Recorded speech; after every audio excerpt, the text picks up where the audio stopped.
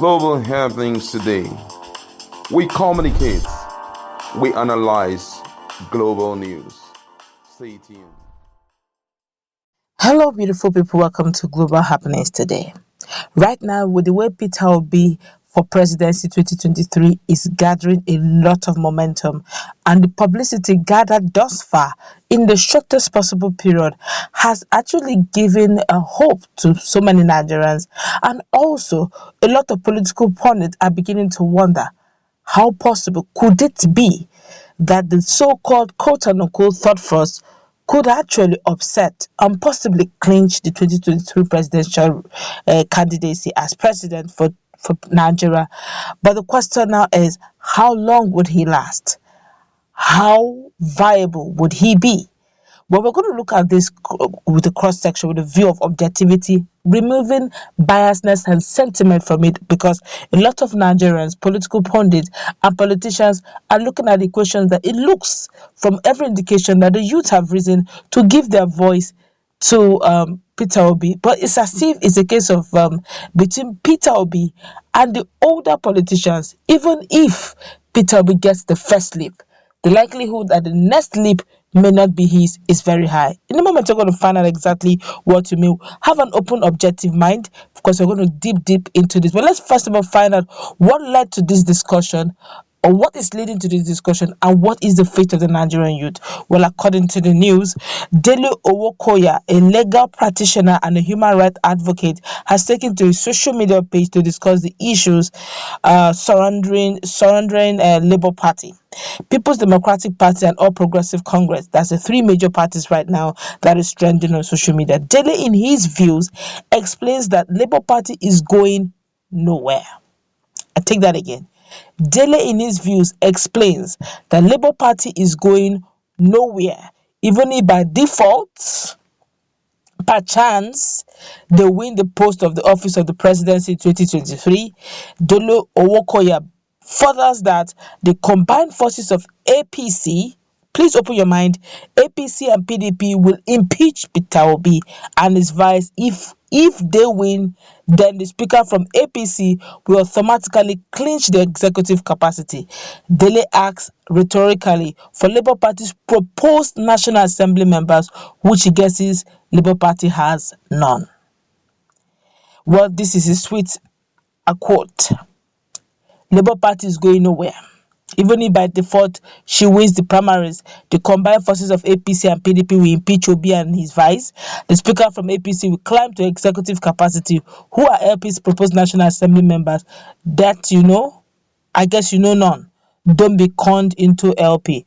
All right, I guess from all indication, the young man also have his own candidacy. But let's look at this objectively, okay? Remove biasness. Look, sometimes criticisms are there to open up your eyes to your weaknesses, and so that you can work on them and make them stronger. You could actually make your weakness a strength if you would listen and not turn a blind eyes to it.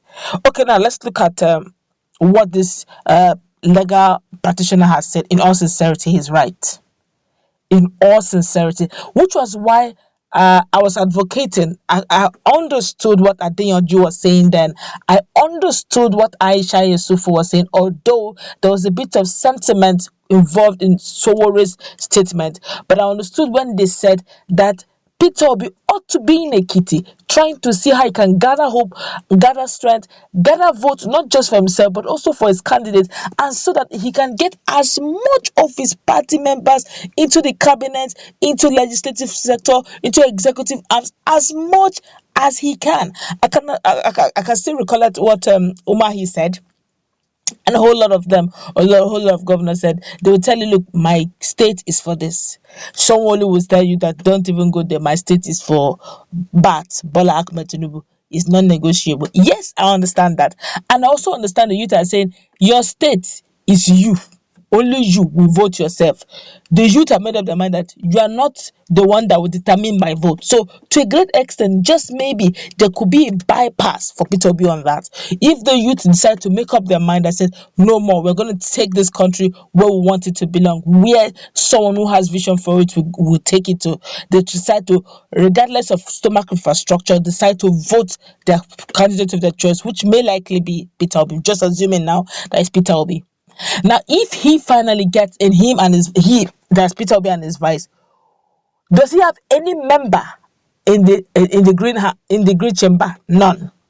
Do you think he would have any member in the red chamber, which is the Senate and the House of Representatives? I guess none. Because right now, while they're trying to gather momentum for LP right now have a lot of movement for Peter Obi alone. That's the clause. It has only Peter Obi. No one knows the senators. No one knows those who are. And don't forget that the senators in APC and PDP, these ones are old guns. Some of them, the umbilical cord is tied to the house. They were born there. They seem as if they will even die there. So unfortunately, whatever it will take them, even if it means them, they want to get and clinch it. They are comfortable there. So for Peter Obi to make a milestone of becoming the president against all odds and trying to see how he can assist senators against all, that's like a big. I won't say it's impossible, but it's a very big one. It sounds almost like a miracle. All right, but now he's saying something. If perchance the youths have their voice, I remember that the first mentioned this too. Say, look, if eventually gets this, you will know that the Senate have the power to impeach. Right now, the Senate seem as if they don't have the power, or they don't know their power, or they don't want to use their power. But as soon as the person who is not in sync with them, you will see the vote of no confidence. The way they will pass it, it will be with the speed of light. And this man is saying something that Peter Obi needs to look into. Even if they pass vote of no confidence on him and they impeach him, there's little or nothing you and I can do about it. That's their power. It can't be taken. So it's best, Peter Obi, as at now, see how you can gather as much people as he can in the Senate House, in the House of Representatives, to guard him. Because the truth is, even if the APC and PDP, if the APC and PDP loses out to LP in the presidency, I can assure you the House will be made up of, in fact, it will be flooded with APC and PDP members, where they will just be taking their time and be meandering around laws that will not favor the president. That's when you will know that these guys can actually be watchdog against the president when they want to, when and how they choose to. Let's feel the pulse of Nigerians. Of course, Nigerians are reacting to this. I'm just trying to be as objective as I can. Just take one or two and let's meet in that comment section. You may differ, really. Let's find out what someone is here. This person here is saying he hasn't even won yet. They're already planning an impeachment. Do you impeach with a cause? These people think we are stupid. Then that revolution you guys have been hearing, you would now witness it one-on-one. Did you hear what people are saying? That if they eventually vote in if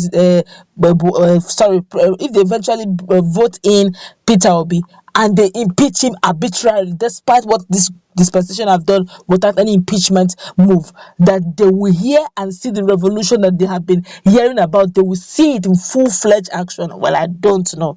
Let's meet in our comment section. This is just one comment. A lot of comments are going on this matter. I tell you, Nigeria is at a crossroad, and it depends on you and I to make it happen. Let's interact. What's your take? Do you believe that if eventually Peter Obi gets in, he can be impeached, and if he is impeached, there will be a revolution, judging the fact that it's the youth that is speaking and not really Peter Obi?